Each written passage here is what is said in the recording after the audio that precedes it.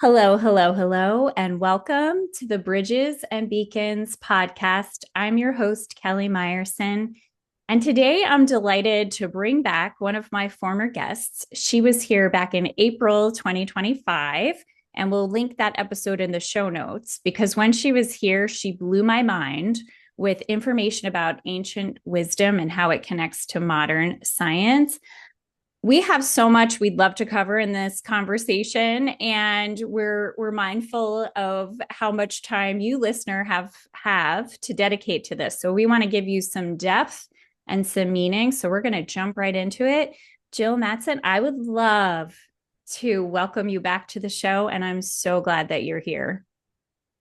Thank you. I'm excited and honored to talk to all the listeners and to share how powerful and accessible, accurate, and repeatable and affordable is sound and sound healing. I think that's so important, Jill, because now more than ever, I believe we're on this journey as human beings and a species, and understanding that there is a lot that we can do ourselves to heal ourselves.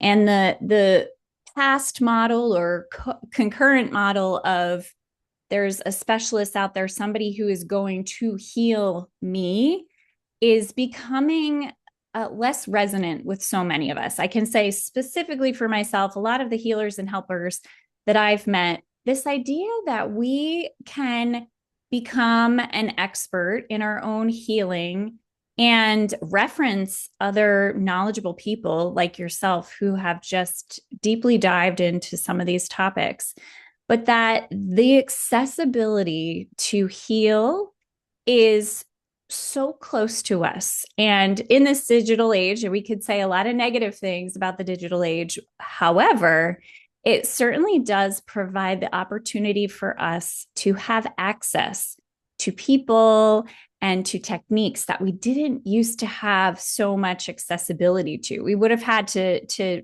I don't know, hear about you in National Geographic or catch something in a local newspaper to find you. So I feel so blessed that this is the time that we're living in. So last time we explored foundations of sound healing.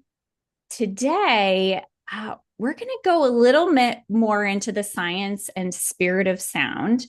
And I would love for us to start with you sharing with us about how sound can be healing. Okay. Having every frequency in your body about one of a possible 10,000 in equal volume is health. So think of yourself like white light. When you're healthy, you have beautiful rainbow of things within. And also remember that light is a frequency. And if you take it down octaves, I think Josie, energy travels. It's like an elevator. So you can transpose that rainbow into sounds. And with technology now, you can look at everybody's body and see what they're missing and provide it. You can also see what, in general, what challenges we have just as individuals walking on this earth. For example, the air is, you have wildfires and then you breathe in all kinds of bad stuff. You walk on the lawn and you got lawn chemicals that are poison.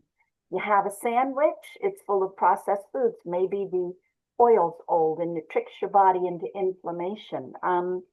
You have stress like all the time, most people do. And then your body can't repair, can't sleep, can't repair.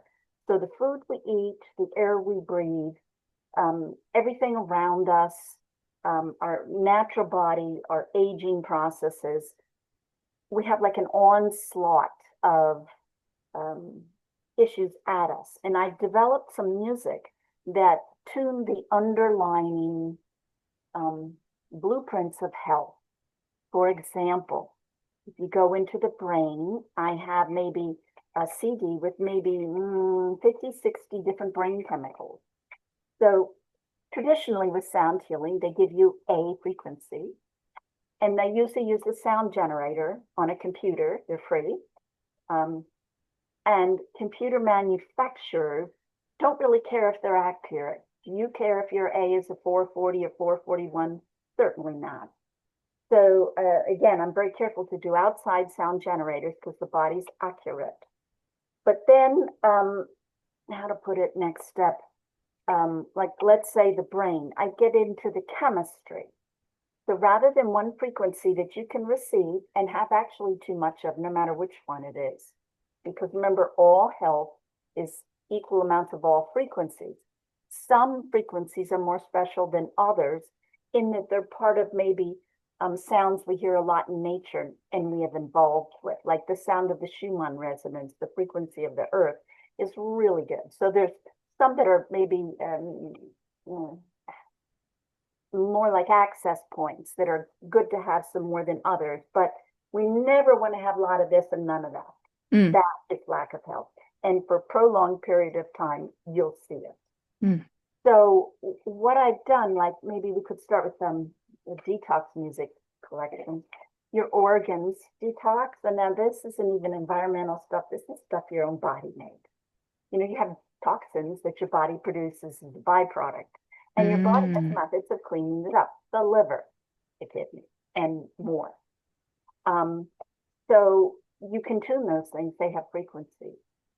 And then you can go into circulation. Another problem with detox is that, inflammation or scabs or scar tissue or stuff blocking the flow, even on the nerves, on odd things. Then we have binders in our body, which attaches to those toxins.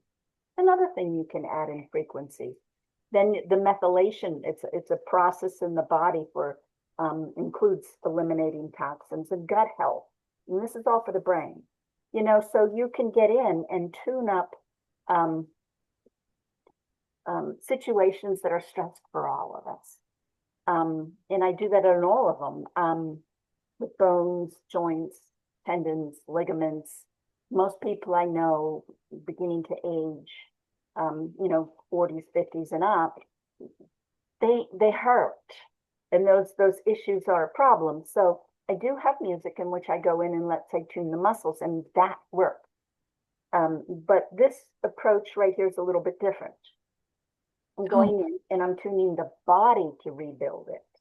So it's kind of like we're putting in the frequencies to have a manufacturer of something that's healthy so that it lasts long. And the tuning is more pervasive. It helps more than just the issue at hand. So I guess in essence, I'm going into body chemistry, recreating it in sound. Oh my gosh. I love this so much, Jill. So it sounds like there are many different frequencies for different functions in the body. When you're talking about the brain, it's not just the brain because our nervous system extends throughout our entire body. It's not just about the signals that happen electrically through your body, but it's also about the neurochemistry. And when you bring in the organs, that your body naturally creates things that need to be washed out. So, like, for example, when you're sleeping at night, part of what your cerebrospinal fluid is doing is washing your brain.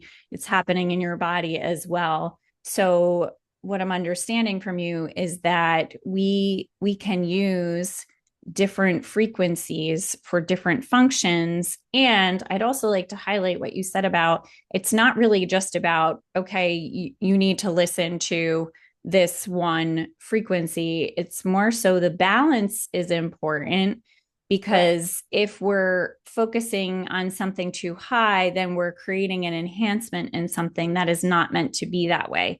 So I feel like that to me reminds me of the scientific term of homeostasis, and really kind of keeping that very fine balance and harmony between the different functions of our body. I mean, I will say that right now, I feel like the sympathetic nervous system is getting a really hard time from the world. Everybody wants their nervous system to be regulated. And a lot of time that gets talked about in the sense that we want to get out of that sympathetic nervous system. We don't want to be in fight or flight. And But it's the on all the truth, time. right, we Yeah, don't want it all the time. And no, yes, the really not. parasympathetic function is super important. And I say this as I'm a practicing occupational therapist, and my background and skill set is sensory processing.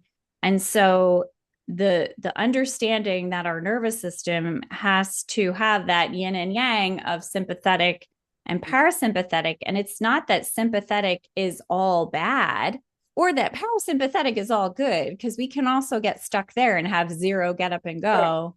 But we need to have a nice balance there. And it sounds like there is almost that energetic balance in our brain, our muscles and joints, our different organs, so that we're processing the toxins that are natural and we're taking them in, um, and continuing to function in that homeostasis state. Did I understand it? Yes, yes, very much so. And so I got a couple processes going on in these three different sets of my latest music. Another one, well, just one other thing. Let's say also when you can give people the frequencies of nutrients. If I play the frequencies of, let's say, niacin, your Mm, face flushes, just like you took a pill.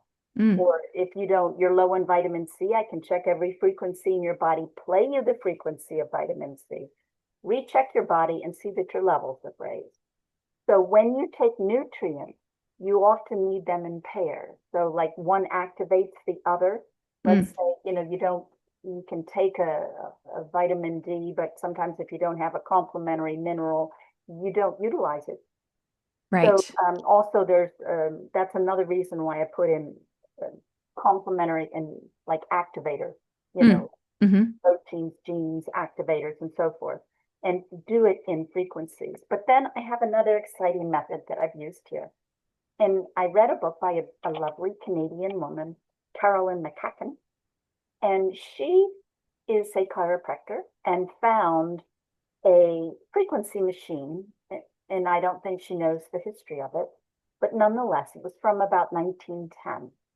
And when you look to the United States, at about 1910, the American Medical Association um, basically said that homeopathy, frequency, I think nutrition, maybe exercise, that these are off the plate for physicians, and that those people using them or advising people to do that would lose their license.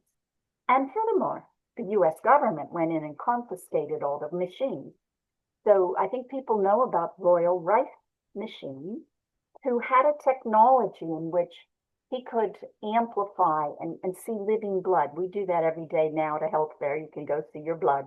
Looks like little jellyfish and it moves. But that was a little bit before their time, but he was able to do it. And he would look at cancer cells and with their movement and timing could come up with their frequency.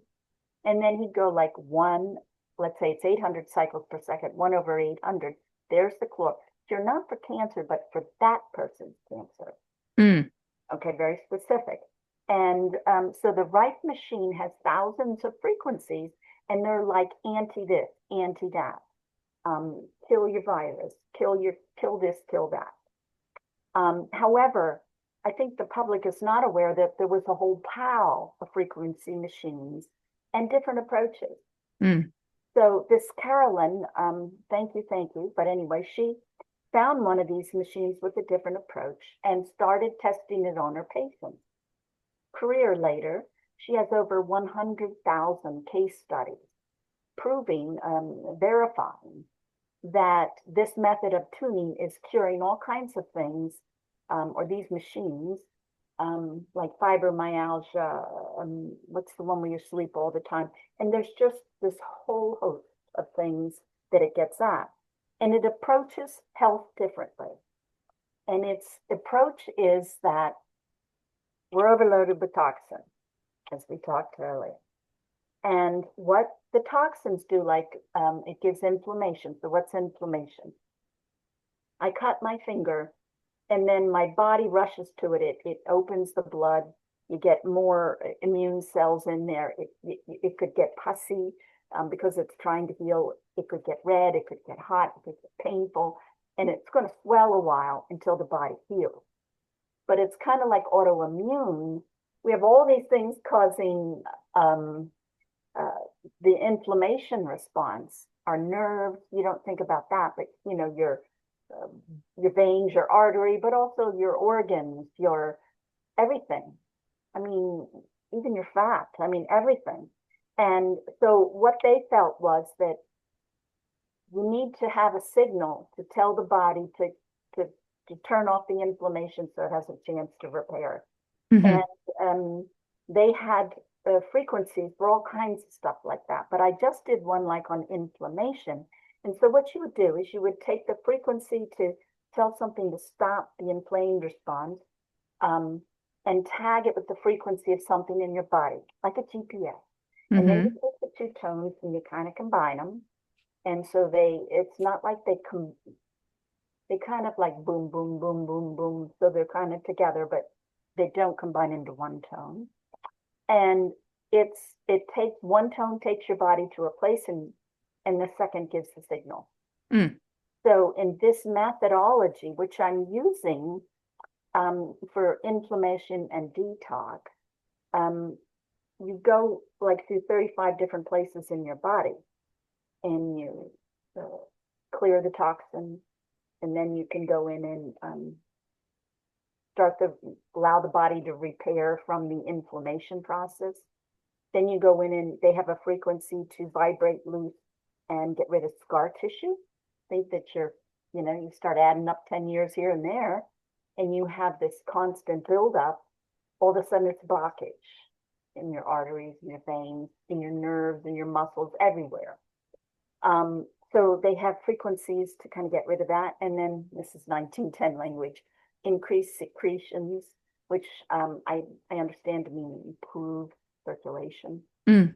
So anyway, I also have this process in the latest works where I'm doing detox and inflammation. Mm. And again, it's like really good for everyone in that who doesn't have these problems? And I also looked at almost most of the major diseases. They're coming in from one of the major factors is inflammation and toxin.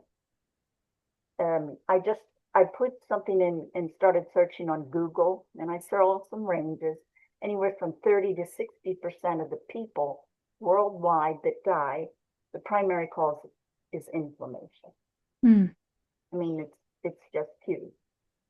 And so, I don't know, that's my latest thing, going through and um, not just going after something like muscle tuning, which I've done in the past and is a great tool, but really starting approaching the body on really big levels to induce health in balance in a broad range of frequencies, for the brain, which, like you said, interacts with all the organs and everything else. I feel like if something in your lower gut goes south, that section of the brain that communicates with it also has a problem. Mm. So the body's just so much more affected than we think. So anyway, Yeah. Oh my gosh. So I think what the listener is probably wondering now is how do you first identify what it is that your body really needs and what you're struggling with? And then what is a good place to start? How do you begin to identify and to then implement some of these frequencies for optimal health and healing? okay. First of all, I think this is so beautiful. I believe that your body is conscious, and I believe everything conscious is conscious. So it may not have free will or be able to communicate with you, but like if you really focus on, let's say, a cactus versus a flower, they feel very different, and that's their consciousness, their essence. And I believe that your body is conscious as well. And the reason why I say this is, okay, when I look at my frequencies, I always need D. If I need health, I need D. I find most of my friends are D. Go figure. And I think I'm liking them for these, and these, but my body is releasing endorphins. When I get the frequencies, I need to balance myself. And so I'm a classical trained musician. And so, like, if you play for me three Beethoven symphonies, same symphony, and I'm so well trained, very well trained. So I will tell you which one I like best, and I'll tell you why. And it makes great sense. I get an A on my paper, but it's all crap. It's all crap because my body is releasing endorphins on the one that's good for me, and it's going to be pleasurable, and I'm going to find out why that one is worth. So when you listen to this music, so you can go to my site, there's a lot of free stuff, but I think I have 18 CDs. Now we're talking about two that are on my website now, and we'll have some more coming up soon. But I believe the Blissful Mind and the I know Back to the Joints, and very soon I will have Detox on it. But anyway, so I guess what I would feel which one feels best, or just use your intuition. But if you like the music, your body's saying, yeah, gimme, gimme, gimme, gimme, gimme. And then just play it, and play it maybe like for once a month. Another thing with sound, maybe you need 5 or 6 hours for a tissue. Like someone just listened to Back to the Joints. They wrote me and they listened for 2 hours and their sprain went away. Hmm. I thought that was rather remarkable. I would have expected it to take longer. But then again, muscles and tissues are fairly soft, so they need less listening time. If something has been in your body, like if you've had a problem for a very long time, you need more listening to fix it. And if it's more solid, like if you break your bone, you can go to one of your bone doctors. They'll give you a tone that will help the healing time in half at least. But you have to listen a lot, because the denser it is, the more energy you need to change it. So when you pick one of these musics, you might want to listen to it for 3, 6 months. As long as you like it, your body's, yeah, I need that, I need that. And then Mm. as soon as the song gets tiresome, just pull that one song off your playlist. Wow. That's really interesting because I think about how people tend to gravitate towards different types of music. And I wonder if some of that is how helpful the frequency is for them. Is Yeah. and also like genres Mm. have different similar sounds. We Hmm. can recognize reggae from rock and roll. And so it's not just the frequencies that you might need at this time. Rhythms, intervals, tuning, instrumentation. I mean, all these things affect you differently. Perhaps your past lives. Let's say you're coming in and you want to do a lot of release. Well, maybe you're going to like heavy metal and grunge, and all that negativity comes in and it vibrates your own negativity. And if you have intent, you can release it. If you don't, let's say, because usually when people get, abused or injured, they're they're thinking they're not at fault, and maybe they're 99% not at fault. But if you have an attitude like, oh, I didn't deserve this, or she ought to learn a lesson, or there's many ways of thinking that tie yourself to this. But you get a chance to release a lot of pain from a lot of lives.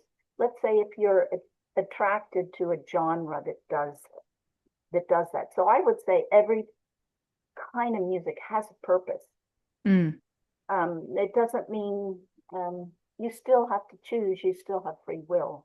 But yeah, I'm agreeing with you on a deeper level, even than what you Mm. said. Yeah. And maybe this is a little diversion and we can get ourselves back on track, but it just makes me curious. So, how much does conditioning come into play? Like, I think about when I was a kid, my parents listened to a lot of classic rock, like from the 70s. And when I hear that music, it's like very like soothing and brings back like very safe, happy childhood feelings. And I feel like it's less remembering lyrics and more remembering the feeling of, being safe at home and mornings and having a nutritious breakfast, and, the music was playing in the background, and it completely takes me back. And it's more the melodies than it is the lyrics of the song. Right. I'm coming out with a new book soon called Music of Time, and Ooh. I'm talking about that right dead on. And one of the things that I present is that sound is like a carrier wave, like a choo-choo train, and it has passengers. So I can say hello, hello, meaning it's not close. I mean, they're very separate meanings. And we're all aware of how emotions and sound combine, but intent and sound combine. So, like in my music, I have prayer tracks, and I'm a channeler. So I bring in very high accents because that records and delivers to people. And you always have free choice, but it's all my music is very high energy because sound's a carrier wave. Mm-hmm. And so I think like sound that we heard when we were young is more like a portal, and that time, as the ancients say, is a spiral, and things resonate. They resonate throughout time, and as we go through the spiral of time, sometimes we're closer to issues like anniversaries. When someone died, we feel closer to them. Well, because maybe in the time spiral, they are closer to us at that time. And so I think you'll find that people link to their youth. So it's the song. It's almost like it's recorded on time. And when you go back, you get the whole time. So like think of 9/11. Most people I know can tell me exactly where they were and what they were doing when they heard the news. Mm-hmm. So it's like the event and the surroundings were imprinted. Mm-hmm. And so we can go back to that. And there was a study, couple studies in nursing homes. And one nursing home is just the same, and the other dresses like they were in their youth, and they hear the song of the youth. And it was just for like 7 days. So the nursing home that heard the music of their youth that they liked and they dressed up like their youth, it's amazing. Their vision improved, their height they got a little higher, so their joints stood up, and they had about 10 or 12 different markers in their blood where there was an improvement in their health from imagining and listening to the music that took them back in time to their youth. So you don't know whether maybe they're hooking up to a younger you, or whether the music and the good feeling was imprinted on time or in your memory, but somehow or other, um, imagining your youth is very healthy physically. And that's a Wow. Okay, so I'm glad we took that diversion, because I think number one, I'm excited to hear when your book comes out. That sounds really incredible. And I think the science behind that, I think about how many people, due to a lot of our modern science techniques and healthier environments in terms of access to clean water and all of the things that we have in modern life, a lot of people are living a lot longer than they maybe would have in the past. But it becomes a piece of how do they have a higher quality of living? And I know a lot of people associate nursing homes with being kind of the dead end and a very, sad existence toward the end. And certainly that can be the case, but not always. There are a lot of really great places. But it makes me interested to wonder what potential there is for using the results of that story. study Yeah. to improve the quality of life. And I think about people who work in those settings, not maybe the doctors and nurses, but maybe the therapists, like occupational therapists, music therapists, recreational therapists, like the people that are organizing activities, can use some of that science to inform how they provide leisure and like sensory experiences for the older population. I feel like this is becoming a research study. You've got me It really is. interested in this topic, Jill. So I think Yeah, I'm going to have to come back and visit that one. I like yeah. it. Can I tell you a 2 minute story? Okay. Yes.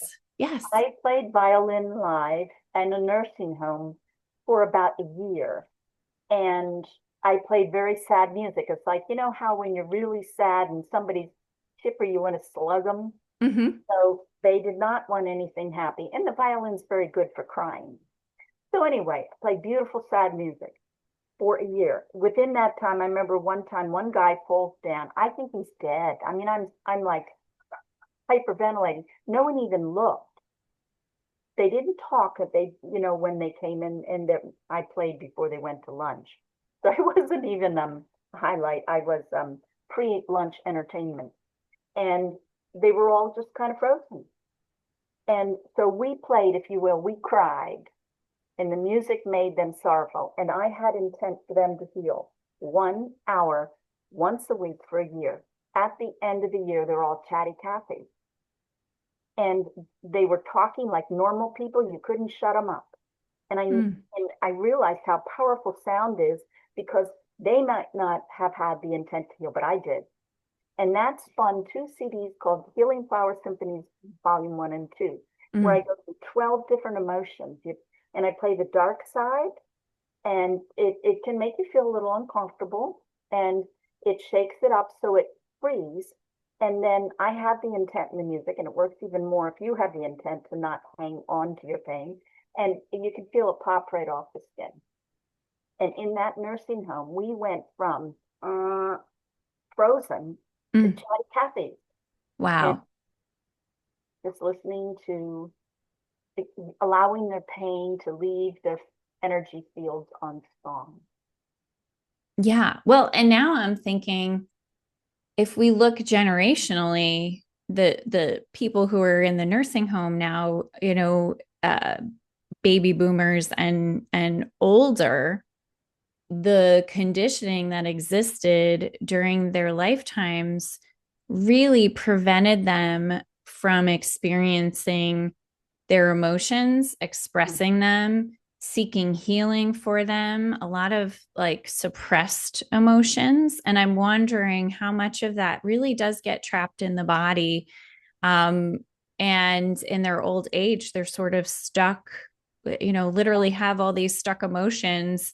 And when you opened the floodgates to start just with the emotion of sorrow, I think about how it's like very conditioned that, we don't cry and release that. And I'm saying this from a very like American, Western, Central, I'm not speaking globally because there are a lot of cultures for whom sorrow and expressing sorrow is a typical experience. But if we're looking specifically at a Western approach, especially if you go back generations, and I'm a generation Xer, so I feel like we're sort of the start of like I'm gonna rage, I'm gonna share my emotion, I'm gonna go to therapy, I'm gonna express and experience all of this.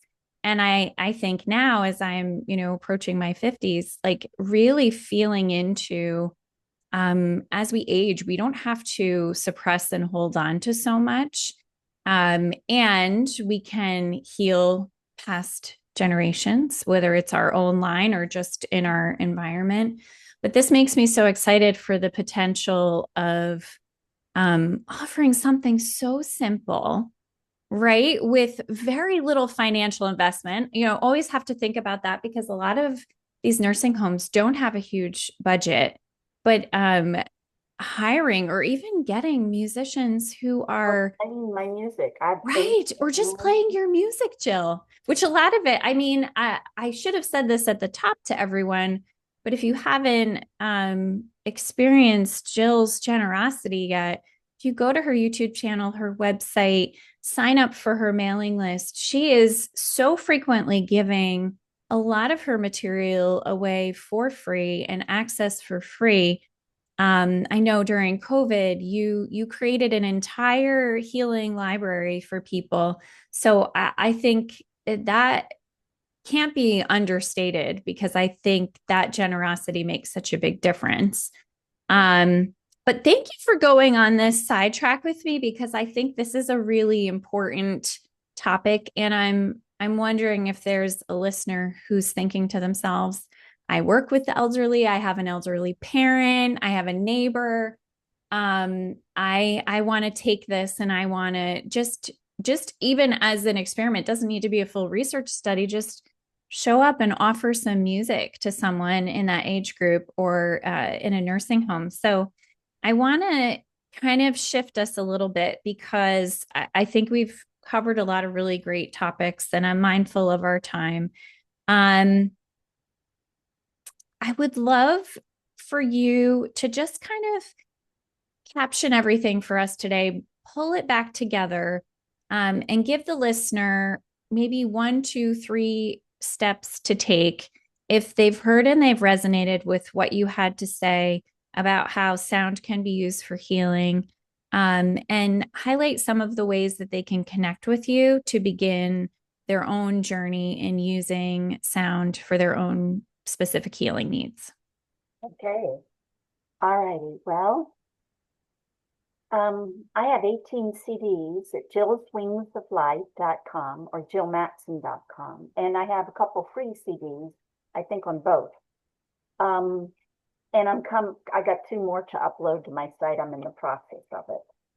Um, Again, I guess I would say that, to start listening to music in the background. Music has a purpose. Even one of my books, I mean, your home creates frequencies below your hearing range. I mean, you can rearrange everything to help your body get in tune. And I have classes on my website. I think I have about, I don't know, maybe 20, 25 on how to heal with sound, different ways, and I different sound tools. And if you scroll to the bottom of the sales page on Jill's Wings of Light, I have all kinds of free classes on how to learn to use them. But I guess in general, whoever taught us that music is entertainment had horns and a spiked tail because music can control us on every level. And it controls our physical body, our emotional, our spirit, how much light we have in the body, how much even our sensitivity and compassion towards nervous nature. I mean, when I see these with all these nature frequencies, and it just connects you. Mm. Um, so, you know, pick a healing. There's so many ways to heal. And when you're open to it and when you focus on it, you get a stronger dosage. But if you're busy and don't have that kind of time, maybe listen twice as long. It's nothing, no skin off your back to have it in the background. The volume doesn't need to be high. It's not necessary. You don't get a greater dosage from louder. Um, so I guess would say breathe in the music and become it. Actually, you are music, because we all have imbalances. And so think of each imbalance like a string on a harp, and we can play our songs. But music is not entertainment. And in this manner, what I'm presenting is music to kind of reset, reharmonize, tune you to nature, tune you to body, um, tune you to healthy organs, tune you to all kinds of things that are in your benefit. And why not go for such benefit with so little effort? Mm. Why Yeah. not?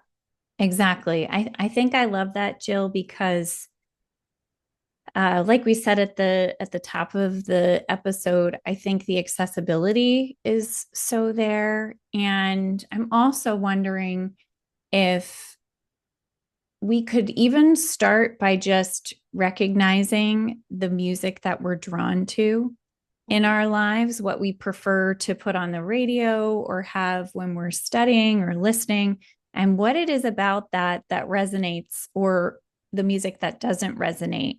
and get curious about that, you know? Yeah. So I think that for me personally, I'm just interested to see the music that's resonating with me. Is there a The book healing called piece? The Lost Ways of Time, in which I Mm, uh, start with even prehistory and legends of music. And what I find is that the music of the various cultures, their genres over thousands of years, reflect the personality of the civilization. mm, And so as the tuning and style changes, so does the personality and so does the civilization. And as the tuning ends or the genre ends, you'll find a shift in the general population. So to your point, what music you're allowing to tune you, is that the tuning you want? mm. Do you Okay. want to hang on to that to your life and have nothing else? Or, so maybe you like heavy metal and you're into a life where you're going to detox. But maybe after a while you're tired of that and you want to connect to nature and you can do that with music. I mean, maybe you want something else is Mm. your point. So think about who you want to be and then maybe select your music. Oh, I love this. I feel like it takes it to a place of embodiment and alignment and really understanding who you're trying to be, where you're trying to get yourself to. And this could be another vehicle for that, as well as a way to maintain Mhm. perfect or better health throughout your lifespan. Well, Jill, I want to thank you for this because I think this conversation has been really meaningful. And again, I thank you for how accessible your work is and appreciate the amount of detail and years of research, experience, playing, and really embodying your music you've been invested in. And I think these are such great ways for people to connect with you. And I also would love when your new book comes out, Music of Time, that you can share that, and I'll drop it in the link. So if somebody is grabbing this episode in the future and that book is out, the link will be there in the show notes. And you should certainly follow Jill so you'll know when that book is coming. I am personally very excited to read that. So I want to thank you, Jill. Thank you, listener, for being here, for listening all the way to the end of the podcast. I hope that this has both inspired you for yourself or maybe inspired you to take music somewhere in your life to enhance relationships and other people's health and well being, because that's where we're doing the real meaningful work to serve and heal humanity. So, thank you, Jill, for being here. Thank you. Thank you all.